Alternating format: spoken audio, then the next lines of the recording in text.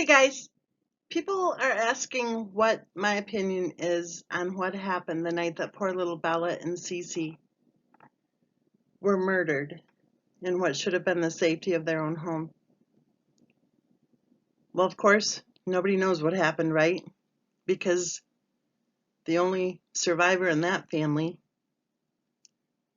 seems to have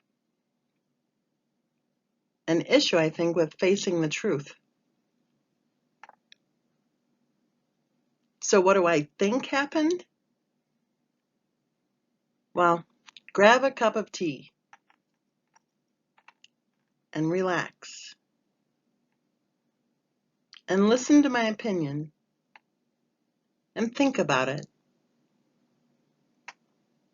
And then let us know what you think in the comment section. And remember, all opinions are welcome on this channel. Whatever opinions you have of any of the true crime cases that we're discussing, your opinion is welcome.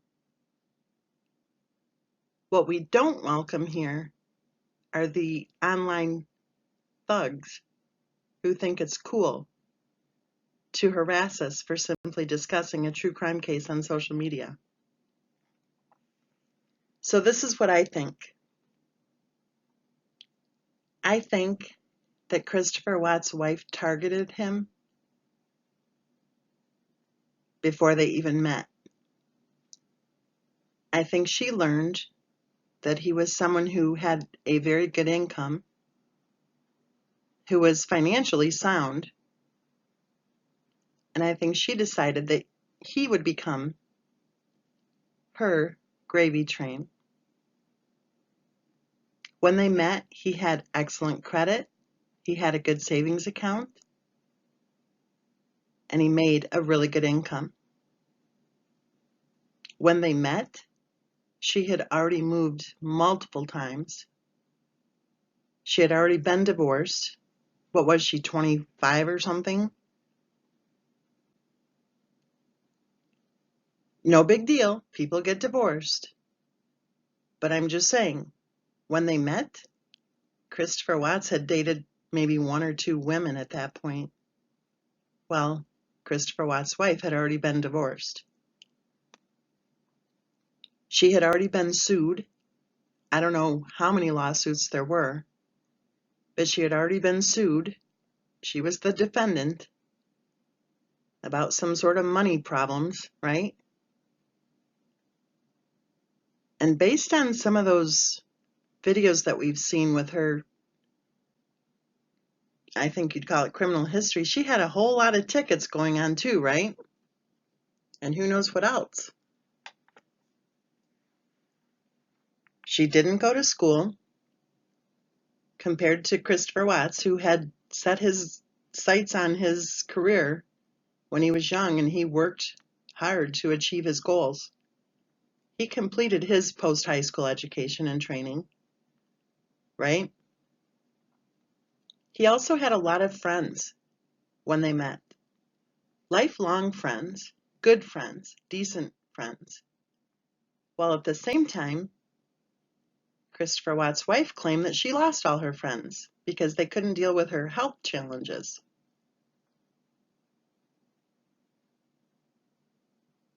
Isn't it interesting how different they were when they met? So what I think that she targeted him. I think she wanted to be able to have what he had, literally. I think he came from a family that she wanted to belong to, but I don't think she knew how.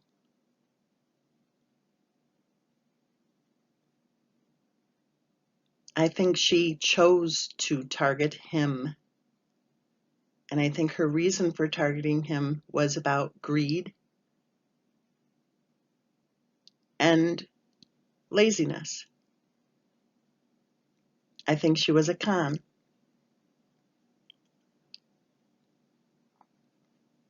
Within a short time after meeting him, she quit her job. Now remember, she had somehow swung that house purchase, right? but she quit her job. Gee, I wonder who started making those house payments.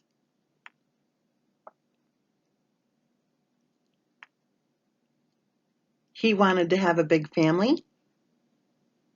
So guess what? She told him that she wanted to have 10 kids. But oh my goodness, she had serious diseases she was dealing with. She had to go in for testing and lab work and colonoscopies. And who was there right by her side? Her protector, her savior, her knight in shining armor. You know, the guy with the savings account and the good income. And the personality that she knew she would be easily able to overrun. She was rude to his friends. So what did he do? He apologized for her behavior, and he told his friends that she was just having a bad day. She accused his mother and sister of committing a crime against her, of trying to cross-contaminate the food. She fired his sister from the bridal party. She accused his sister of trying to sabotage the guest list. Surprise, surprise, when his family didn't attend the wedding. Well, I don't think it was a surprise at all to his wife. I think that was her goal from the start, to isolate him from his family. Oh, they had to move to Colorado because her doctor said so for her health challenges, you know. And Christopher Watts believed her. Oh, they bought the house all right, with his wife escaping any financial responsibility for it. Yet, just 1 month after Christopher Watts bought the house in Colorado, he signed a quitclaim deed to give her interest, ownership interest in the home.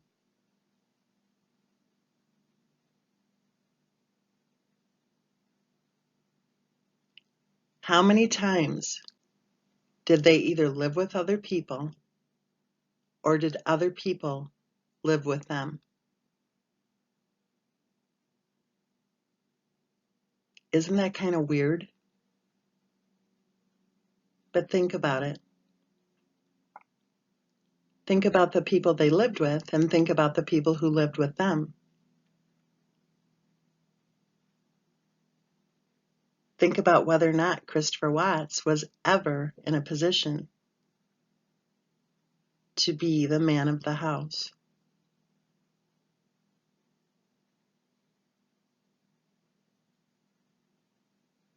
Now fast forward to March of 2018, and Christopher Watts learns that they're about to lose their home. And he has to take $10,000 out of his retirement account in order to save their house. And of course, any equity that they had at that point. They were 3 months behind on the payment. This was after his lovely wife convinced him that she was great with finances. And even then, even after he had proof that she wasn't, he still handed over his checks to her every week. You know those HOA dues that weren't paid? His wife convinced him that she must have simply sent the payments to the wrong address. They were due in court for unpaid HOA dues And he was gullible enough at that point to believe that she had simply sent the payments to the wrong address? Bullshit. But by then, I think he was too exhausted, too battle fatigued, too worn down to face reality. I think Christopher Watts wanted a divorce in March of 2018. And I think that his wife got pregnant purposely in order to try to keep him trapped with her. I don't believe that Christopher Watts believed that her pregnancy was caused by him. I think he still wanted a divorce even after she told him she was pregnant.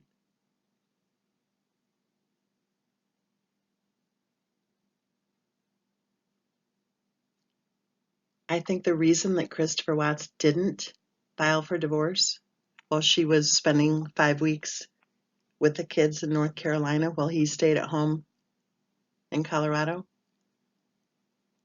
was because I think he was afraid to divorce her. Not for himself. I think he was afraid for his children. I don't think Christopher Watts realized that he would have had an excellent chance at gaining full custody of poor little Bella and Cece. Again, I think he was so exhausted, so battle fatigued, so worn down that he just wasn't thinking straight.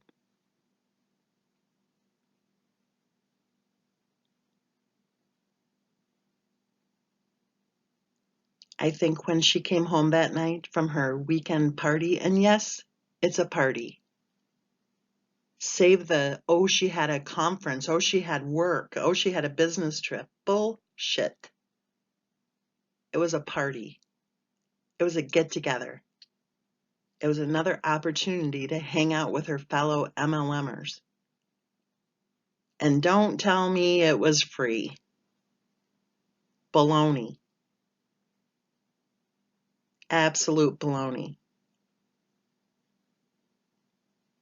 99.9% of people involved with a product-based MLM fail to see a profit. And there was absolutely nothing in any of her videos that would lead me to believe that she was that 0.01% who would ever see a profit. I think she came home pissed. She came home ready for a fight. She came home desperate to keep Christopher Watts trapped in that marriage from hell. Do you want to know why she was so desperate? Do you really think that she gave a shit whether or not he had a girlfriend? Seriously? Remember, this is the woman who Christopher Watts said might have sex with him once a month. She was the one in charge of that. I think it went something like this, that if she decided to take a shower that night, then that was his cue that he might get some. Once a month. Do you really think she gave a shit that he had a girlfriend? Do you really think it came as a surprise to her that they were divorcing? Really? Because I think it was back in June or early July that she told a hairdresser that she was getting divorced and she was looking forward to being single. I think she realized that she was going to lose custody. I think she realized she was going to lose his paycheck. And I think she realized that when she lost custody and his paycheck, then that would mean she would also lose the ability to pretend that she was some sort of a successful MLMer. Somebody has to pay for those automatic shipments. And my hunch is that whoever it was who was paying for her automatic shipments was never her. That car that you want to say is free, that she earned, bullshit. It was a leased vehicle in Christopher Watts' name. If she earned it, then it sure seems to me it would have been in her name, right?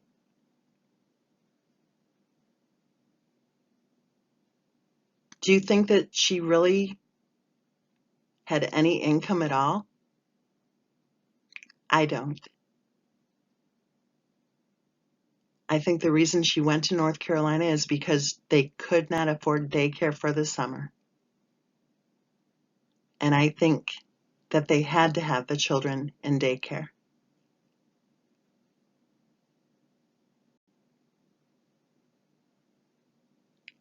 I don't think that she was pissed about any girlfriend. I think she was pissed because she knew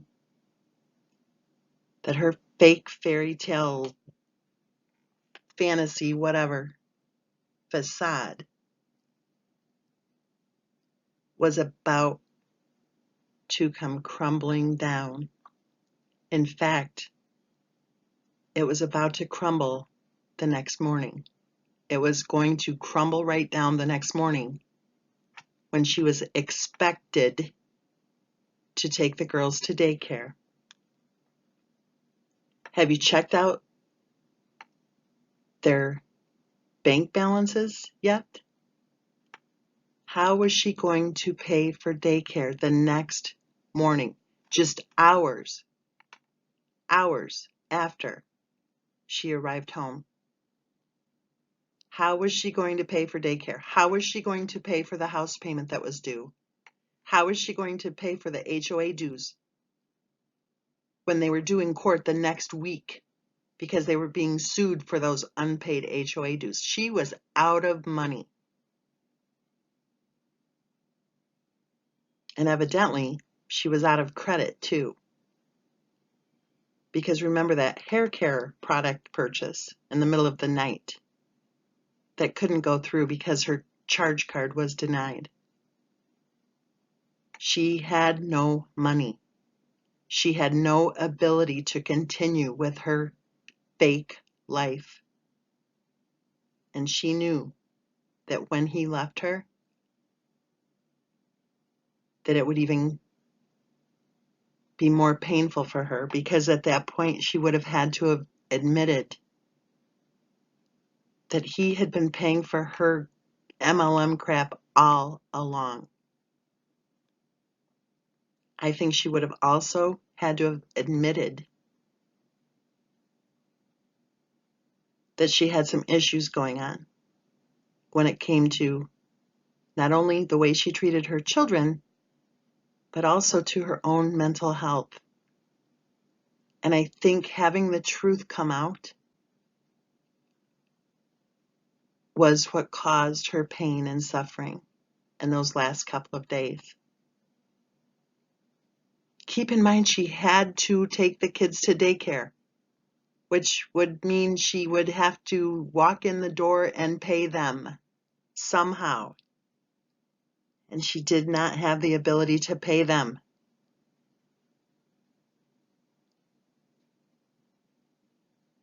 The gig was up when she walked in that door. I think she demanded that he stay with her, that he stay married to her. And I think he walked away from her. I think he went downstairs. And I think that she smothered poor little Bella and Cece. And I think that she died hanging over the toilet, vomiting.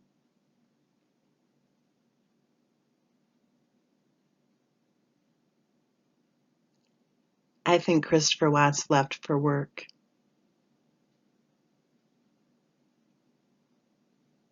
not knowing that he had already lost his family. And I think while he was at the job site,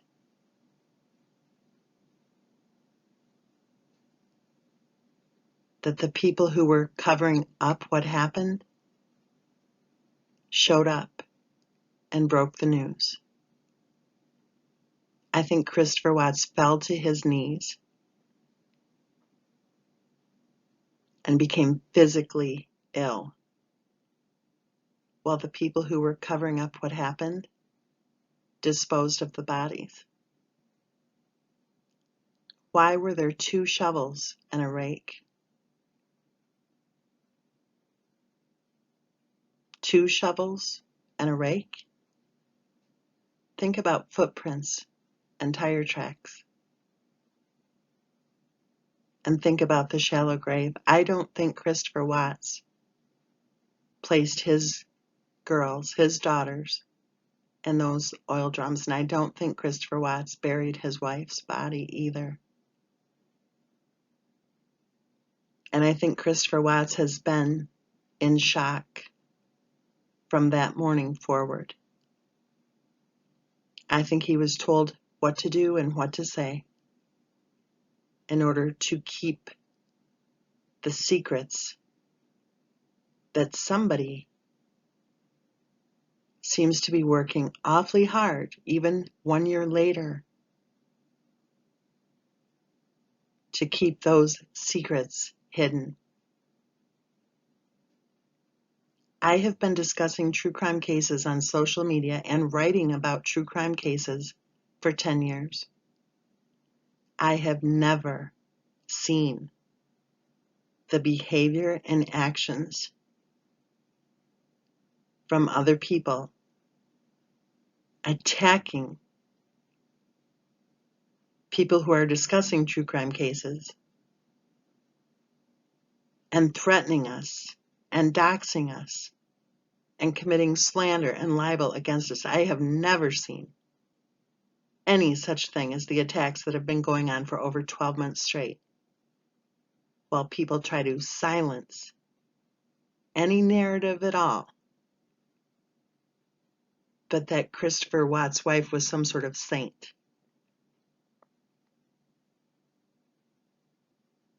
Why all the secrets? Why all of the attacks? Why all of the threats? I'll tell you why.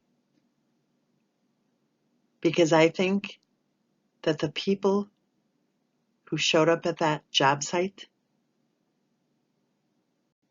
don't want to be caught.